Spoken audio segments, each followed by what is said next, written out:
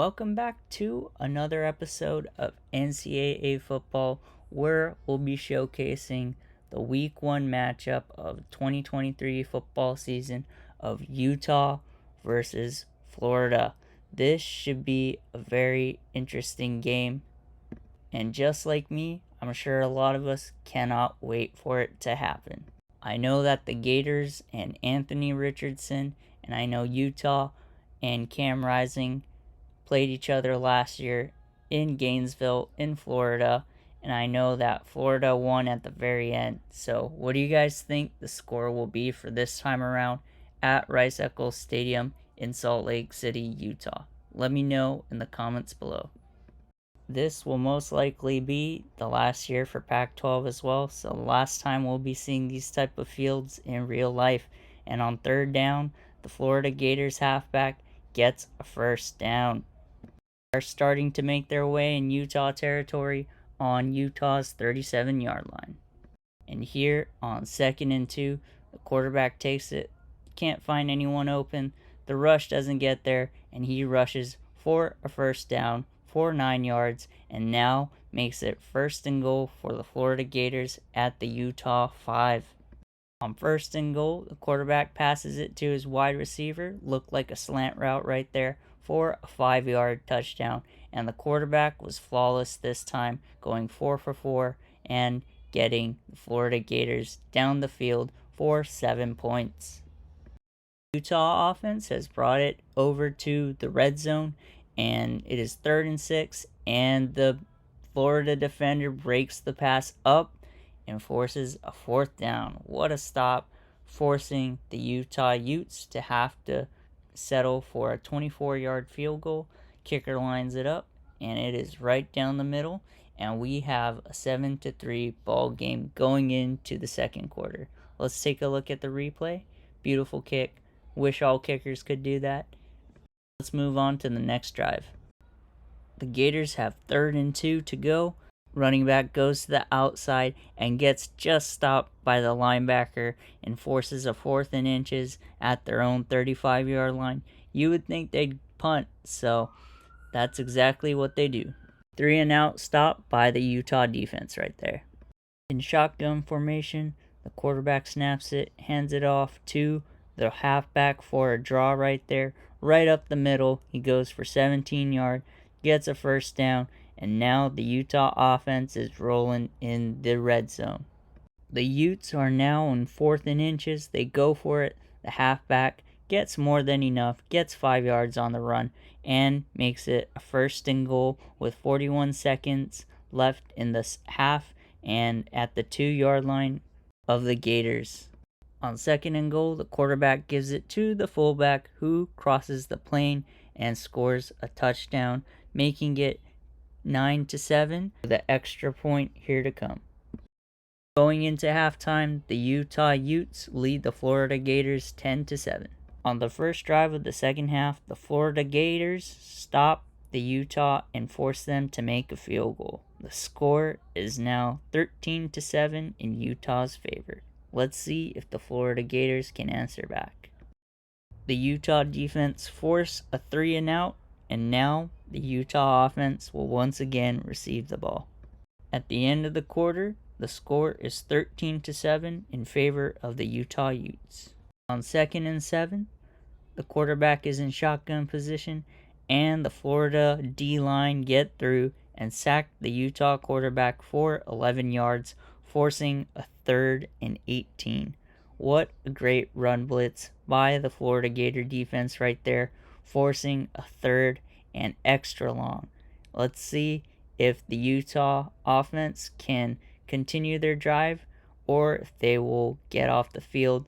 And on 3rd down, they only complete a pass 9 yards to the tight end, and the Florida Gators force a 4th and 9 and a punt, and their offense will get the ball back. Florida offense gets stopped at the 35-yard line, forces a field goal, but the Florida kicker kicks it wide right, and the Utah offense will now get good field position and will lead by 6 and can add on with 1:47 remaining with one more first down. they will ice the game. On 3rd and 2, on the 40-yard line, the quarterback passes it to the halfback. The defense gets through and makes it 4th and 1. What will Utah do? Will they punt the ball or will they go for it? Looks like they are going to punt, so looks like the Utah defense will have to stop the Florida Gator offense. Time for the Florida Gators to run the 2-minute offense. Let's see which team will prevail. On 1st down, the quarterback snaps the ball under center, drops back, the Utah edge gets through the O-line and sacks the quarterback for -6. With the clock still running, the Florida Gators offense is looking to hurry up and spike the ball, stops the clock right there, but makes it a 3rd and 16. But because this is 4-down territory, they have to do it. They have 2 more plays to try and get the 1st down and keep the drive going and to keep the game alive. And here we go. On 3rd down, the offense is rolling. Quarterback's in shotgun position out in the backfield with the running back. He gets a receiver open on the side and completes it and makes it a 4th and 1. 4th and manageable. This is the game right here. Will they do it? I think this one possession type of game is how the actual real life version will pan out. And let's see what the Florida offense will do on 4th and 1. And we have a flag on the play right here. And this is a false start against the offense right here. Terrible timing, terrible timing. A 4th and manageable 4th and 1 now turns into a 4th and 6, which is less desirable. Will Florida be able to pick up the 1st down right here? Let's see. The quarterback is in shotgun position with the halfback in the backfield with him, passes it to the wide receiver, and gets just enough for a 7-yard reception, and this keeps the drive alive. The clock is still ticking with 39 seconds, and they go hurry up, no huddle offense. And let's see what they do. Quarterback has some time, throws it underneath and right down the middle for 8 yards, but doesn't get out of bounds, so the clock will continuously run.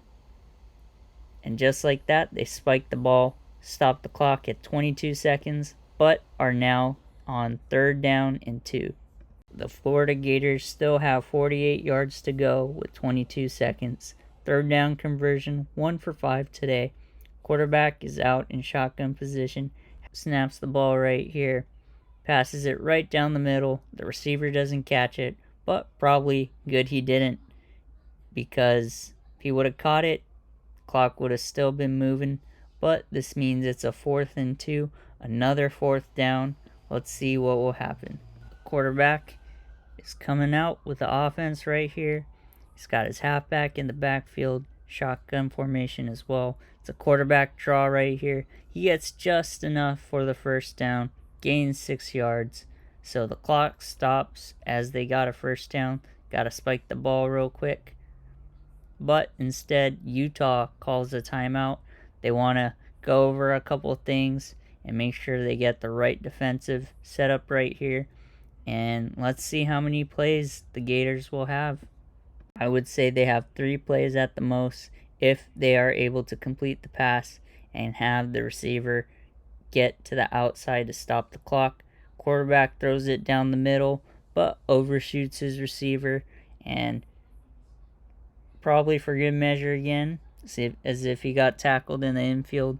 Clock would have kept on running, and that probably would have been the game. And on 2nd down, the pressure gets in, but the quarterback is able to complete the pass for 5 yards, forcing a 3rd and 5 with 9 seconds remaining and 38 yards to go.